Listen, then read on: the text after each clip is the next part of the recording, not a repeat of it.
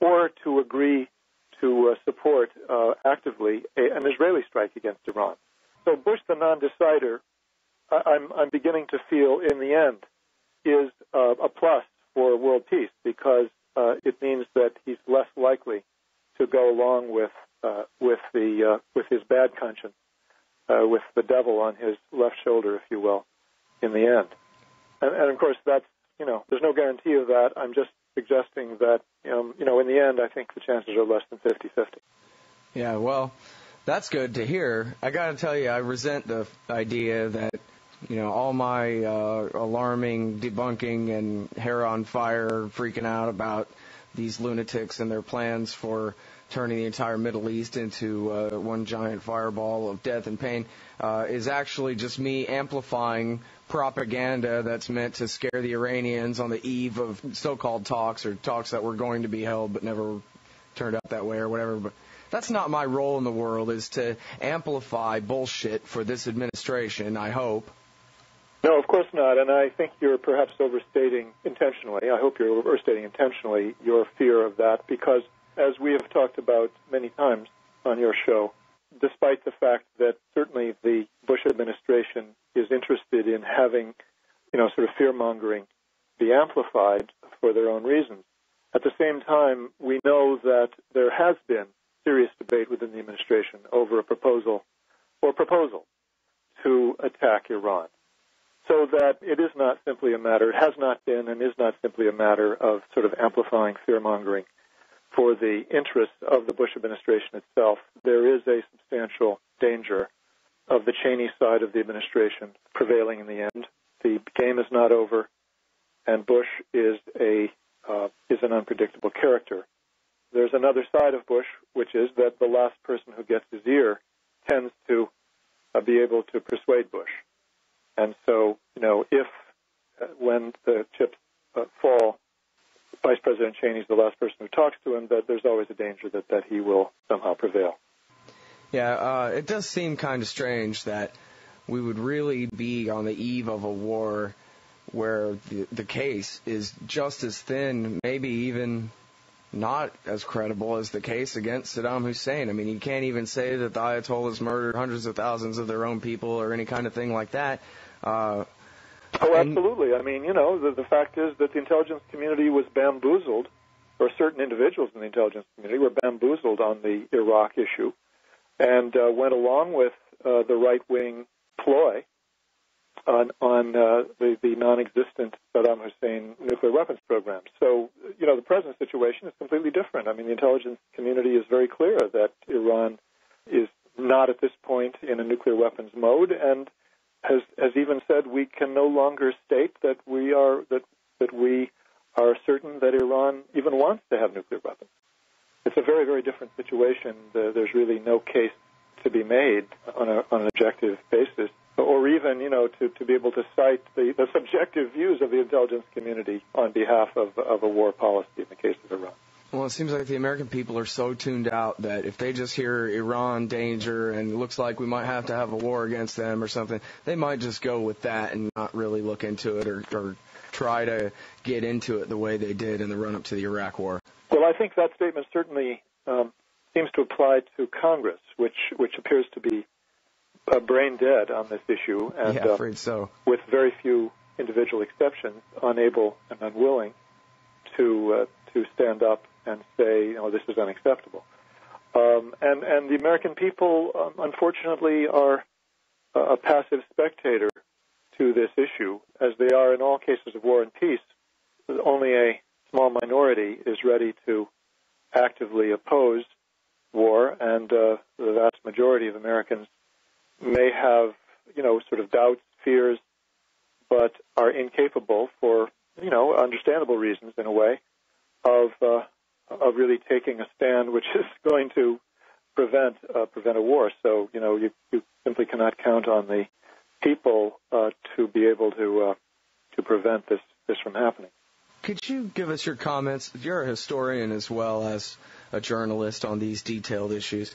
Can you kind of give us your take on the relative role of the Israel lobby in America in determining our Middle East policy versus just greedy white men who've always run this place. Yes, I mean, and I will be repeating myself, but that's okay. My point of view is that the Israeli lobby is extremely effective in, and I would say, even having a control to a meaningful degree over the congressional role in policymaking on Iran, which has been considerable, because at crucial points, Congress has preempted the administration's role, in a way, in making policy on Iran by passing sanctions legislation, which took away the freedom of action of the administration, both under Clinton and under Bush. Clinton in 1996 and beyond, and then 2001, in the first 6 months of the Bush administration, when the thinkers in the State Department policy planning staff were trying to come up with a concept of a policy that would at least give them some leverage in negotiations with Iran by reducing the level of U.S. sanctions, economic sanctions, and financial sanctions against Iran. The APAC came in and essentially went over the heads of the administration and passed very quickly a sanctions legislation which preempted the issue. And that's obviously a huge change in the situation. And then, of course, we have more recently the cases under the Bush administration where they have been able to pass non-binding resolutions, which preempted the case, created a kind of semi-casus belli against Iran at the very least.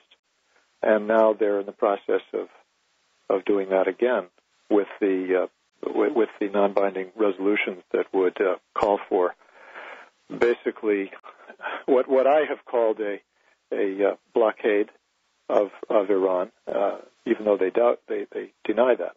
So anyway, the APAC has been extremely effective, and I would say, in a way, controls the Iran policy of Congress. On the other hand, I do not argue. I believe that Iran does not control the administration's policy toward Iran. Israel, you mean? Excuse me. Israel does not control the administration's policy toward Iran at any point. I mean, I think that the closest they came to that was during the early period of the Clinton administration, when Clinton was interested in having the negotiations, the Arab, Palestinian, Israeli negotiations go forward, and paid the price, essentially, of buying into an Israeli strategy of pressure on Iran diplomatically, of isolation of Iran. And the Clinton administration did a number of things to basically support Israel and isolate Iran, which I don't think it would have done otherwise. So that is, in a way, a counter example. But under the Bush administration, I'm firmly convinced that the neocons made decisions on Iraq which reflected its own priorities, not Israel's interests, and certainly not Israel's strategy, even though the policymakers that were most influential were quite sympathetic, not just quite sympathetic, were extremely sympathetic to Israel and shared many of the beliefs of the Israelis about Iran. But I think there was an important difference between the two, and as I've pointed out in the past, it had to do with who was the primary enemy. Was it Iraq or Iran? And the Bush administration chose Iraq in 2002, 2003, and Israel, for the most part, although not entirely, still believed that Iran at that point was the primary enemy.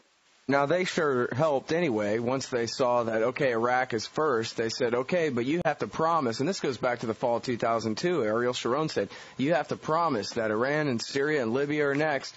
That's right, and Bush was, as my friend Ray McGovern has pointed out often, was enthralled to Ariel Sharon. He believed that Sharon was such a great man.